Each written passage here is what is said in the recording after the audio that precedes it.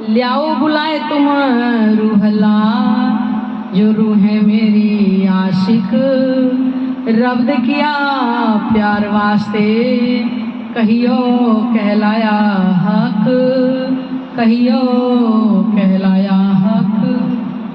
ल्याओ बुलाए तुम रूहल्ला। ये रूहल्ला का नाम पहली बार आप सुन रहे होंगे। रूहल्ला किसको बोलते हैं? ये कुरान की भाषा का नाम है, नाम रूहल्ला। और हमारे ग्रंथों में, हिंदू भाषा में बोलते हैं जिसको श्यामा। श्यामा तेरे चरणों की, राधा तेरे चरणों की, कहीं धूल जो मिल जाए।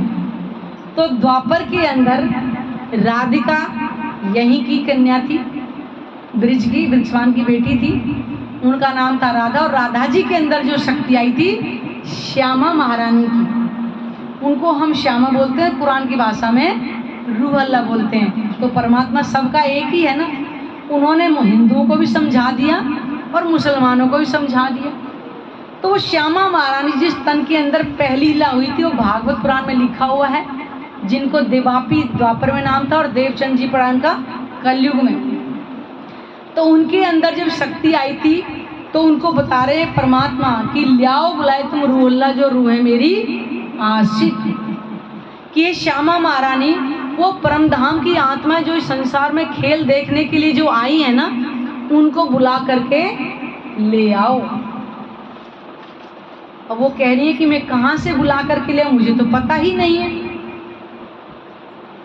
फिर कह रहे कि जो रूह मेरी आशिक, रब्द किया प्यार वास्ते। रब्द का मतलब है वार्तालाप किया था प्यार के लिए, कहियो कहलाया हक, कि उन्हें मेरे प्यार की पहचान हो गई होगी, तुम उन्हें बुला करके ले आओ।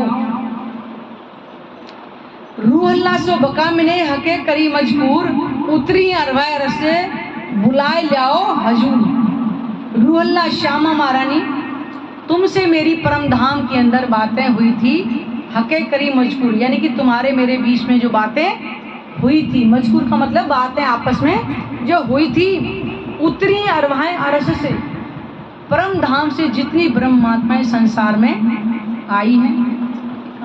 निखिल हो रहा है, बोले तो बोलना।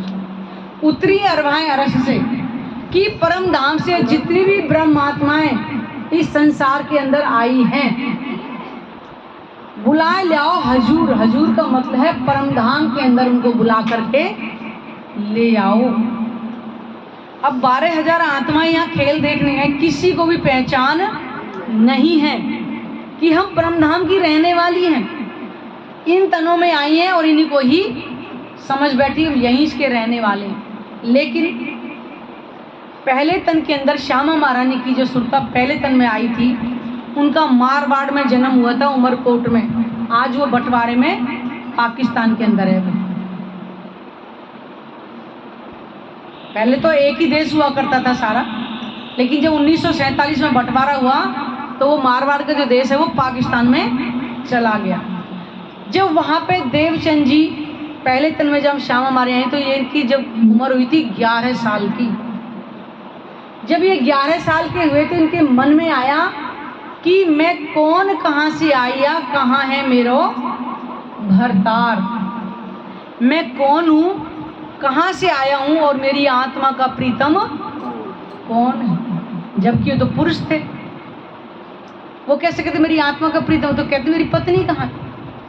लेकिन आत्मा थी तो आत्मा को पहचान दी। उनके मन में आया कि मैं कौन हूँ, मेरी आत्मा का प्रीतम कौन है। अपनी माता जी से पूछते थे कि माँ मैं कौन हूँ, तो माता जी भी यही बोलती थी कि तू मेरा पुत्र है। अब इन सवालों को अगर इस संसार में पूछें तो किसी के पास भी जवाब नहीं मिलेगा कि मैं कौन हूँ। हम सोचेंगे हमारी माँ है, ये हमारी बहन है, ये मेरा भाई है, सगे संबंधी इतना ही जानते हैं हम। कोई असाधु महात्मा थे, उनसे पूछते थे कि मैं कौन हूँ। यहाँ पे साधु महात्मा भी जवाब नहीं देते कि भाई तुम कौन हो। वो कहेंगे हेंगे इनके पुत्र हैं, मत्तू मेहता के पुत्र हैं, यही कह सकते हैं और किसी को पता नहीं चल रही। वो पूछना क्या चाह रहे थे, उनका प्रश्न था कि मेरी आत्मा का जो प्रीतम है परमात्मा कहाँ है। तो वो जब इस संसार में आई तो उनको बता रहे हैं कि तुम 12,000 ब्रह्म आत्मा इस संसार में खेल देखने के लिए आई हो। हे श्यामा महारानी, तुम उन आत्माओं को बुला करके ले आओ। हक बका का बातुन जो किया रूहों सो गुज, कहलाइयां बातें छिपियां खिलवत करके मुझ। उन्होंने कहा था कि परमधाम के अंदर जो गुज बातें मेरे से करके आई हैं, जो किया रूहों गुज, यानी कि जो छिपी हुई बातें जो उन्होंने मेरे से करी थी, परमधाम के अंदर जो बातें उन्होंने मेरे से करी थी, कहलाइयां बातें छिपियां, वो बातें करके भूल गई हैं खिलवत करके मुझ। परमधाम के अंदर जो उन्होंने मेरे से बातें करी थी उनको भूल गई हैं। क्योंकि जब आई संसार के अंदर जैसी नजर आत्माओं की करी, वो परमधाम को भूल गई कि हम परमधाम की रहने वाली हैं। जैसी नजर करी, यहाँ पे सब यहीं के नाते रिश्ते ये देखने को मिले। जबकि कहते हैं कि आत्माएं ब्रिज में जब आई थी 12-12, 13-13 साल की कन्याएं थी जसुरताई। और कलयुग में भी ऐसी है, आत्मा कभी गर्भ में नहीं जाती, पैदा होने के बाद ही आत्मा को उतार जाता है। उस जीव ने कभी पूर्व जन्म में तपस्या की रखी होगी, ऐसा नहीं है कि हमने देखा कि अरे तो काला घूरा है, इस पर कैसे आत्मा हो सकती है, तन को नहीं देखना। उसके जीव ने न जाने कितने युगों से तपस्या कर रहे, क्योंकि कलयुग में मनुष्य तन पाने के लिए। और जो मैं बता रही हूँ जिनके अंदर श्यामा महारानी शक्ति आई थी, इन तन ने भी द्वापर में तप किया है। ये देवापी कौन थे? भीष्म पिता के पिता, उनके भाई थे शांतनु और उनके भाई थे देवापी। उन्होंने तप किया था ये हिमालय पर्वत की गुफा में जाके, भागवत पुराण लिखा है। तब इनके अंदर से उनको इल्हाम हुआ कि परमात्मा कलयुग में आएंगे और तुम्हारे अंदर आके लीला करेंगे। तो वो कह रहे हैं कि उतरी कहलाइयां बातें छिपिया खिलवत करके, कि परमधाम के अंदर जो उन्होंने मेरे से बातें करी हैं उनको भूल गई संसार में आकर, क्योंकि जीव भाव को प्राप्त हो गई। जैसी परमधाम से आई सब भूल गए, बल यही नजर आ रहा था।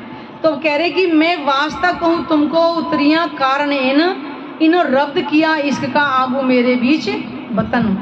मैं वास्तव कहूँ तुमको, मैं वो बातें तुम्हें बता रहा हूँ। उतरिया कारण में, तुम इस संसार में किस कारण से आई हो, कारण बता रहे कि तुमने मेरे से क्या बात करी थी, उसका कारण बता रहे। इन्हों रब्द किया इश्क का, इश्क का मतलब प्रेम का, इन्होंने मेरे से प्रेम के बारे में वार्तालाप करी थी। आगू मेरे बीच बतन, परमधाम के अंदर इन्होंने से मेरे से प्रेम के बारे में बात की कि हमारा प्रेम बहुत ज्यादा है। जैसे परमधाम के अंदर राज्य ने हमसे कहा था कि ये रूहो मैं तुमको बहुत प्रेम करता हूँ। जैसे हम यहाँ बैठे और मैं अकेली इधर बैठी हूँ, मैं कहूँ तुमको बहुत प्रेम करती हूँ, तो कि बहन जी तुम तो अकेली हो, हम तो बहुत प्रेम करती हूँ मिल करके, क्योंकि तुम्हारा सबका बहुत ज़्यादा होगा। ऐसी परमधाम के अंदर आत्माओं ने अपने प्रीतम से कहा कि हमारा प्रेम बहुत ज़्यादा है, आप तो केवल अकेले हो। तो परमात्मा ने पहले ही आत्मा ने कहा जहाँ तुम जा रही हो वहाँ तुम्हें कुछ भी याद नहीं रहेगा। और प्रेम की परीक्षा के बारे में वहाँ जा कर के बताया किसका प्रेम कम है और किसका ज़्यादा है। भूल गई, जरा भी प्रेम नहीं रहा जैसे संसार में नजर आई आत्माओं की। जब अपने आप को भूल गई तो प्रेम कहाँ रहता फिर। तो वो ही याद दिलवा रहे हैं, इन्होंने रब्द किया इश्क का। उन्होंने परमधाम के अंदर मेरे से प्रेम के लिए वास्तव में बातें करी थी कि तुम्हारा प्रेम कम है और हमारा ज़्यादा है। इसी कारण से उन्होंने कहा कि यहाँ तो प्रेम का निर्णय हो नहीं सकता। मान लो पति पत्नी इस कमरे में हो, कहे मैं तुमको बहुत प्रेम करूँ, मैं बहुत प्रेम करूँ, अरे 4 दिन थोड़ा अलग हो तो पता चले किसका प्रेम कम है किसका ज़्यादा है। कि घर के अंदर तो घाम कोई कम ज़्यादा हो नहीं सकता, लेकिन बाहर जाते ना, अच्छा खाया होगा नहीं, पिया नहीं होगा, ये नहीं किया होगा। क्योंकि जब आदमी थोड़ा अलग होता है तो प्रेम के बारे में तब पता चलती है। ऐसे ही परमात्मा ने कहा था कि यहाँ मैं अपने से तुम्हें अलग कर नहीं सकता हूँ, लेकिन जब मेरे से दूर होगी तब तुम्हें प्रेम के बारे में पता चलेगी किसका प्रेम ज़्यादा है। तो आत्माएं तो वैसे ही हार गई संसार में आकर के, भूल ही गई, कम ज़्यादा तो बहुत दूर की बात, भूल ही गई कि हमारी आत्मा का प्रीतम है। और परमधाम में जब उठेंगे कह रहे सोई घड़ी सोई पल होगा, वो पल भी नहीं बीता अभी तक। एक ही कहते 12 बजे की घड़ी है ना, 12 के ना इधर हुई ना इधर हुई। अभी जैसे परम धाम के अंदर बैठे बैठे आत्माओं ने खेल पहले द्वापर में देख लिया 11 साल 52 दिन का, उसके बाद महाराज भी खेल ली, और अब कलयुग में भी आए हुए 440 वर्ष के आसपास हो गया, और सुई वहीं के वहीं है, सोई घड़ी सोई पल है, तीनों साइड का खेल देख लिया। वह है परम धाम जिसका वादा करके आए थे कि तुम्हारा इश्क कम है, हमारा बहुत ज्यादा है। और याद भी दिलवा रहे, फिर भी वो याद नहीं आ रहा वो प्रेम हमें, क्योंकि रास में थोड़ा अंतर ध्यान हुए थे, वही मूर्छित होकर गिर पड़ी थी सखियां कि बालाजी कहाँ चले गए, बालाजी कहाँ चले गए। पेड़ों से पूछ रही, लताओं से पूछ रही हैं। आज वो सामने भी बैठे तो इन्हें पूछ रहे कि घर कहाँ है, ले चलो। इतने दिल सख्त हो गए कलयुग के अंदर आकर, क्योंकि ब्रह्मात्माओं को भुलाना ही था। उन्हें पहले ही पता था कि संसार में जाके भूलेंगी भूलेंगी, बुद्धि भी यहीं की मिलेगी, मोह ममता भी मिलेगा, सब आकर के इसमें गोल हो गए। करी रूह मसलत मिलके हके हमको प्यारे हक, और बड़ी रूह प्यारी हमको ये बात जानो मुतलक। करी रूह मसलत मिल करके सब आत्माओं ने एक सलाह करी, कहते हैं सब बैठ करके, भाई इनको पता ना चल जाए कुछ, हम आपस में बात करते हैं कुछ छुपन छुपाई की। ऐसे आत्माओं ने आपस में बैठ करके अरे मसला यानी एक बातें करी, कहे हमको प्यारे हक, हमको अपने धनी बहुत प्यारे हैं, और बड़ी रूह प्यारी और श्यामा महारानी भी हमें बहुत प्यारी हैं। ये बात जानो मुतलक, मतलब ये बात सत्य जानो कि हमें अपने राज्य भी प्यारे हैं और श्यामा महारानी भी हमें प्यारी। हम ब्रह्मात्माएं कह रही हैं सब मिल करके, राज्य श्यामा जी सिंहासन पर विराजमान है, और हम जब नीचे बैठी खेल करके हम आपस में मिल के बैठ रही हैं कि राज्य में बहुत प्यारे लग रहे हैं और श्यामा जी में बहुत प्यारी हैं, ये निश्चित है। फिर अगली में क्या कह रहे, बड़ी रूह कहे प्यारी मुझे मेरा साहिब बुजरग, और प्यारी रूह है मेरे तन है जानो तुम बेशक। और बड़ी रूह श्यामा महारानी वो क्या कह रही हैं कि मुझे प्यारे कौन है, राज्य भी प्यारे लगती है, और हम आत्माओं को भी वो कह रही है कि तुम भी मुझे बहुत प्यारी हो, क्योंकि आत्मा कह रही है हम बहुत प्यार करते हैं, उधर श्यामा महारानी हमें कह रही है मैं तुम्हें बहुत प्रेम करती हूँ और मुझे राज्य भी बहुत प्यारे लगते हैं। मेरा साहिब बुजरक मेरे धनी बहुत महान है, और प्यारी रूह है मेरे तन, क्योंकि तुम रूह मेरे ही तो तन हो, और तुम मुझे बहुत प्यारी हो, ये जानो तुम बेशक, ये सत्य जान लो कि मैं तुम्हें बहुत प्रेम करती हूँ। अब हम तीनों का प्रेम चल रहा है, राजी कह रहे हैं मुझे तुम सब प्यारी लगती हो, इधर ब्रह्मात्मा कह रही है मुझे तुम प्यारे लगते हो, उधर बड़ी रूह श्यामा महारानी कह रही है तुम मुझे सब प्यारे लगते हो। अब तीनों का इश्क चल रहा है। श्यामा महारानी जिस तन के अंदर लीला हुई थी वो भी आकर के भूल गई, आत्माएं आई वो भी भूल गई, केवल एक राज्य को पता है परम धाम के अंदर की क्या क्या वार्तालाप हुआ था। तो उस श्यामा महारानी को राज्य बोले कि ले आए बुलाओ, तू बोल रहा है कि श्यामा महारानी सब आत्माओं को घर बुला के ले आओ। उन्होंने मेरे प्रेम की परीक्षा के लिए इष्टवध किया, शायद उन्हें मेरे प्रेम की पहचान हो गई होगी कि उनके अंदर कितना प्रेम है। रहा ही नहीं, तोड़ने की तो बात ही नहीं।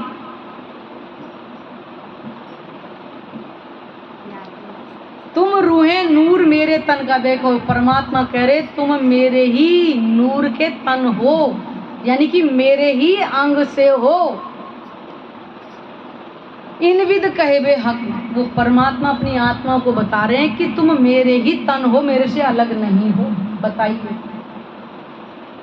और यहाँ पे हम कान पकड़ पकड़ के भक्ति करते हैं, दोनों कान पकड़ते नहीं केवल, और वो कह रहे तुम मेरे ही तन हो, अलग नहीं हो।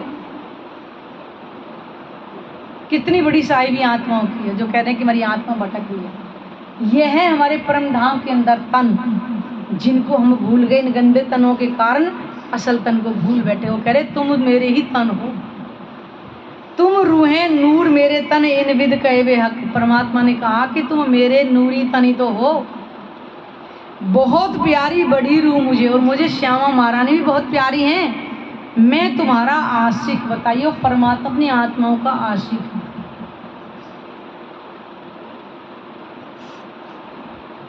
कितना प्रेम करते होंगे जो आशिक है।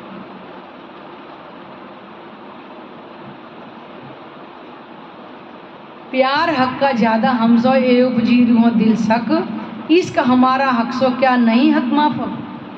हम आत्माओं के दिल में ये संशय हो गया कि धनी का प्यार हमसे ज्यादा कैसे हो सकता है। ए उपजी रूहों दिल सक, यानी कि हमारे दिलों के अंदर संशय आ गया कि आपका प्यार हमसे ज्यादा कैसे हो सकता है। इश्क हमारा हक सो, यानी राज्य से हमारा जो प्रेम है क्या नहीं इसमें क्या उनके बराबर प्रेम नहीं है। ये परम धाम के अंदर पहचाननी थी, अब हमें दे रहे हैं। अब हम यहाँ बैठ करके तोले के अंदर प्रेम है ही कहाँ। जब तक मैं पहचान नहीं तब तक तो ठीक थी, पहचान होने के बाद भी हमारे अंदर कहाँ प्रेम है, कहाँ तड़प है हमारे अंदर। यहीं पे जिनको पहचान होगी परमहंसों ने यहीं खड़े खड़े माया को ऐसे छोड़ दिया था। परम धाम के सुख यहीं बैठे बैठे ब्रह्ममुनियों ने लिए हैं। साक्षात जैसे मैं आंखों से मैं आपको देख रही हूँ, ऐसे यहीं बैठे साक्षात आंखों से पूरा परम धाम यहीं दिखाई दिया। बीतक आती है, बीतक के अंदर जब प्राणनाथ जी गांव गांव में सुंदर साथ को जागृत करते जा रहे थे ना, कहते एक शब्द सुनते ही आत्मा जागृत हो गई थी, साथ चल पड़े थे। 5000 सुंदर साथ चले थे, जिनमें से 3500 ईश्वर सृष्टि मतलब जीव सृष्टि थी यहाँ की, 1500 ईश्वर 3000 वो थे ना, हाँ 3000 जीव सृष्टि थी, 15 ईश्वर सृष्टि और 5000 केवल ब्रह्म आत्माएं थी, जिन्होंने एक शब्द सुनते ही घर को छोड़ दिया था। और उनके संगी साथियों को परमधाम का ऐसा ही सुख इसी धरती पे मिला है। लेकिन हमारे अंदर पता नहीं कितनी इच्छाएं होंगी जो अब तक भी पूरी नहीं हो पा रही। प्राणनाथ जी के साथ ऐसे सुंदर साथी ने सुना था कि यहाँ से निकल गए, करे अरे हाँ एक बैरागी गए, अरे बैरागी नहीं, वो तो अक्षरातीत है, तुम ना करी पहचान, अरे वो तो पार ब्रह्म है, तुम उनकी पहचान नहीं करी। और कह रहे नई पत्नी को घर में ही छोड़ करके चल पड़े थे, नई पत्नी को छोड़ करके। उन्होंने कहा तुझे चलना है, कह रहे नहीं बाबा के साथ बाबा थोड़ी हो जाएंगे, तुम्हें जाना है जाओ, पत्नी को छोड़ के आगे। वो परमधाम की आत्माओं का प्रेम था। हमारे अंदर प्रेम कहाँ है अभी? अभी तो हम 10 बार घर की तरफ देखते, काम ना खराब हो जाए, सत्संग तो बाद में मिल जाए, कड़वा सकते, बुरा नहीं लगा। कहाँ प्रेम आया फिर हमारे अंदर? अभी तो हमारे अंदर जीव भाव से भी नीचे है, बल्कि आत्मा को प्रेम के वैसा होगा कि एक पल भी सुनते ही दौड़ पड़ेगी। जब पहचान हो बेवा को तब सही ना बिछुआ खीन, एक पल भी नहीं सहेगी जब उसे पहचान हो जाएगी। अभी पहचान ही कहाँ है?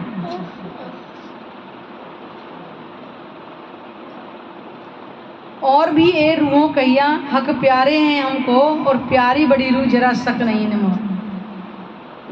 आत्माएं कह रही हैं हमें बड़ी रूह श्यामा महारानी भी बहुत प्यारी हैं, और हम आपस में भी सब प्रेम की गवाहियां दे रहे हैं। तो बताओ हमारे अंदर है प्रेम कहीं एक दूसरे के प्रति? कहीं नहीं। एक घर के अंदर 4 व्यक्ति हैं, चारों में प्रेम मिल जाएगा आपके बीच में? मिल ही नहीं सकता। कहाँ है वो परमधाम वाला प्रेम? जब परमधाम का प्रेम आ जाएगा, ईर्ष्या द्वेष जो है खत्म हो जाएगी। अपने दिल के अंदर वो भाव आ जाएगा कि हर कोई प्यारा लगेगा, कोई छोटा बड़ा नजर नहीं आएगा, कोई अमीरी गरीबी नजर नहीं देगी, सब एक समान लगेंगे। वो परमधाम का जब प्रेम आएगा तो यहाँ तो अभी नजर अलग दिख रही है, ये हमें कुछ अलग दिख रही है, वो कुछ अलग दिख रही है, वो कोई अलग दिख रही है, तब ये नहीं दिखेगा। इन तनों के अंदर जो कमी है वो नजर नहीं आएगी अगर परमधाम का प्रेम अगर होगा तो।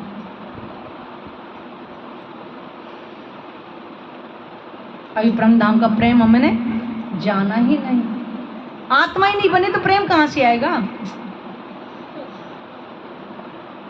इसलिए तो कहा जाता है कि आत्म भावले में आत्मा हो। उस परमात्मा से राज श्यामा जी मैंने पहले भी कहा था कि और कुछ नहीं कर सकते, ले राज श्यामा जी तो रटो। हमारी जवान तो पवित्र हो राज श्यामा जी का नाम लेकर के। वही श्यामा जी और राधा के रूप में खेल गई थी, वही राज्य जो कृष्ण के रूप में खेल करके गए थे। तन यही था, और जब सबको पता है कि भेलिए के तीर से उनका वो तन छूटा था और शक्ति वापिस बैकुंठ चली गई थी, विष्णु भगवान तो थे। लेकिन फिर भी हम विचार नहीं करते। राम अवतार में आए तो राम कहलाए थे, वही विष्णु भगवान। वो अपने अपने युगों में आए, लीला करके चले गए, उस शक्ति को भी नहीं पहचाना। राम कौन थे? विष्णु भगवान तो थे। कृष्ण अवतार में आए तो वही विष्णु भगवान थे। राम अवतार में आए तो कंस का वध कर दिया, रावण का वध कर दिया था। कृष्ण अवतार में आए तो कंस का वध कर दिया था। है तो शक्ति वही वैकुंठ बिहारी, लेकिन कहाँ पहचाना हमने। और उन्हीं के तन के अंदर द्वापर में आए पार ब्रह्म। और सब कृष्ण जी समझ रहे हैं। अरे कृष्ण जी तो यहाँ का तन का नाम था, लेकिन शक्ति कर जो क्या नाम है, लीला करने वाले थे, उनको किसी ने पहचाना नहीं? पहचाना। हर युगों में पहचान भिजवाई, लेकिन हम नहीं पहचान पा रहे, आज भी नहीं पहचान पा रहे। हम इधर से सुनते हैं, इधर से निकाल देते हैं, और क्या कहेंगे? देखा जाएगा। अभी यही कह रहे, देखा जाएगा। देखते देखते तो हमारे कितने तन समाप्त हो गए, कब तक देखेंगे? पहचान कर। समय ऐसे जा रहा है जैसे हाथ से ताली देते ही कितना समय लगता है, एक हाथ से दूसरा ताली लगाते कितना समय बीतता है। समय ऐसा ही बीतता जा रहा है, और ये तन का भी बीत जाए पता नहीं कब, किसी को गारंटी नहीं है।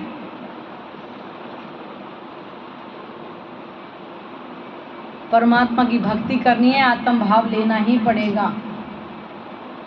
अगर चाहें कि 84 लाख योनियों से अगर मुक्ति मिले तो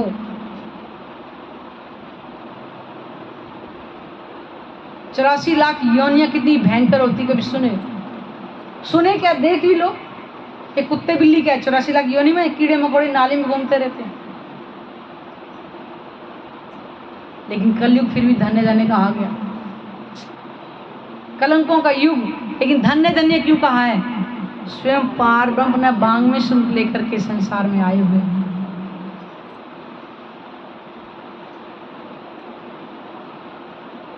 बार बार परमात्मा अपना संदेश देने के लिए हर युग में आए। शक्ति आती है, तन थोड़ी आएगा। परमात्मा का तन तो इस संसार में आ ही नहीं सकता। जब आत्मा अखंड विनाशी तो परमात्मा तो अखंड विनाशी है।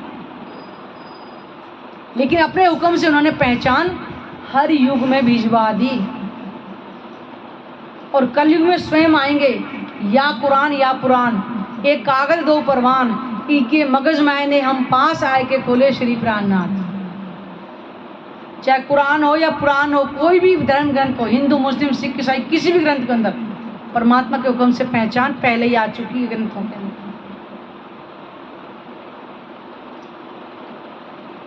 तनों के पीछे लड़ रहे, परमात्मा एक ही है। ना कभी दो था, ना हो ही नहीं सकता परमात्मा दो, एक ही है, एक ही रहेगा। हमारे तन बदलते रहेंगे, कभी हिंदू का तन मिला, कभी मुस्लिम को मिला, कभी सिख का, ईसाई का, तन बदलते रहेंगे। परमात्मा कभी न था, बदलेगा, और ना कभी बदला पहले। अगर हम 84 लाख योनि से मुक्त होने जाते हैं तो केवल एक परमात्मा ही मुक्ति दे सकता है, कोई और है ही नहीं, मालिक ही नहीं है, किसी बार है ही नहीं मुक्ति। जो स्वयं मुक्त नहीं है तो हमें कैसे करेंगे? एक परमात्मा ही मुक्त है, और कोई मुक्त नहीं है।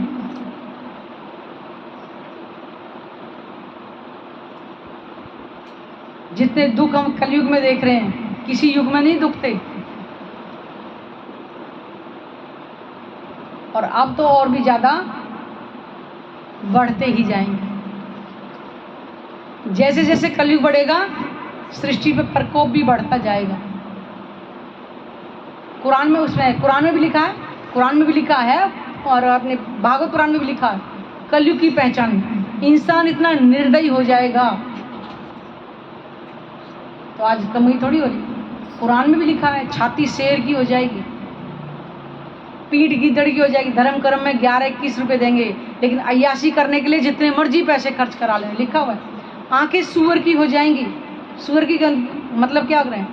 आज अभी देखो, किसी के फेसबुक पे किसी औरत का फोटो देख लो, अर्धनंगा देखो, लोग इतना कमेंट्स करते, इतना करते हैं, खुश हो रहे हैं बेचारे। इसी को कहा गया है, आंखें सूअर की, गंदगी देखना पसंद करेगा इंसान।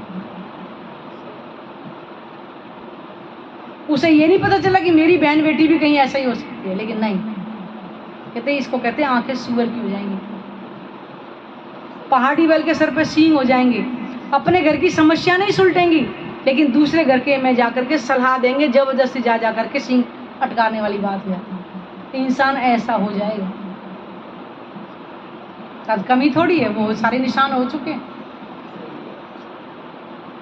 ये कुरान की पहचान है। अपने निष्कलंक बुद्ध कल की अवतार का भी यही बोला है कि जब इंसान बिल्कुल जानवरों जैसा हो जाएगा तो वो निष्कलंक बुद्ध कल की अवतार इस धरा पर आएंगे। वही कुरान में लिखा हुआ है। कयामत के 7 निशानों के जब अर्थ खुलेंगे तब वो प्राणनाथ जी यानी इमाम मेहदी आएंगे। आज वो अर्थ भी खुल चुके हैं, प्राणनाथ जी भी आ चुके हैं, इमाम मेहदी भी आ चुके हैं। अब तो सिर्फ पहचान करने का समय है। उनकी पहचान करें।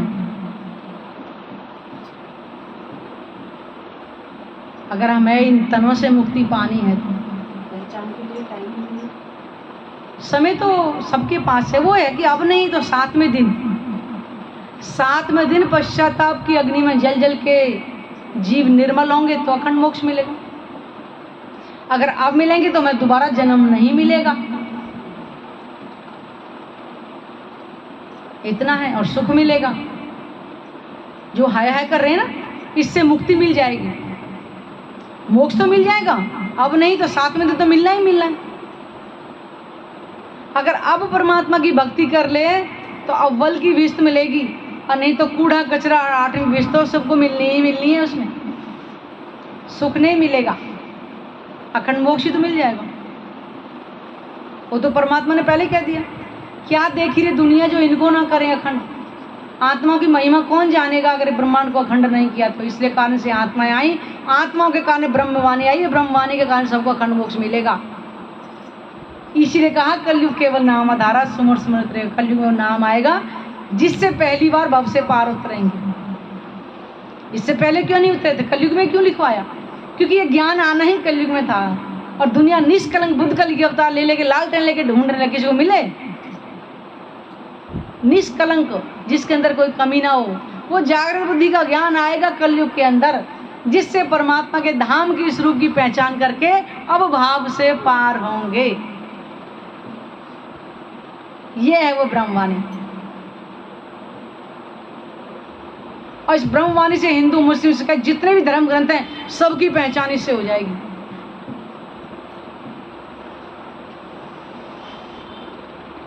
तो क्यों ना मनुष्य तन रहते रहे परमात्मा की भक्ति करे, भव से पार हो जाए। क्या जरूरत है हमें 84 लाख योनियां भुगतने के। कीट पतंगे जिनको हम बेचारे हम रोज पैर से मार देते हैं, वो कोई योनि है? नाली में वो सफेद सफेद कीड़े कैसे डुब्बा के ऊपर कभी नीचे होते रहते हैं, वो कोई योनियां है? 84 लाख योनि में आते हैं वो।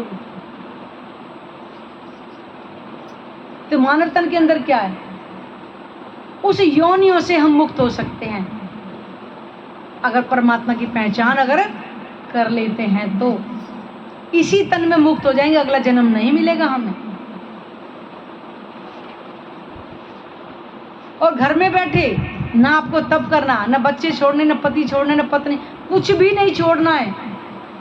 सबके साथ चलते हुए परमात्मा को प्राप्त कर सकते हैं इस वाणी के माध्यम से, घर के अंदर ही रह करके। बोलो श्री प्राणनाथ प्यारे की, सतगुरु महाराज की।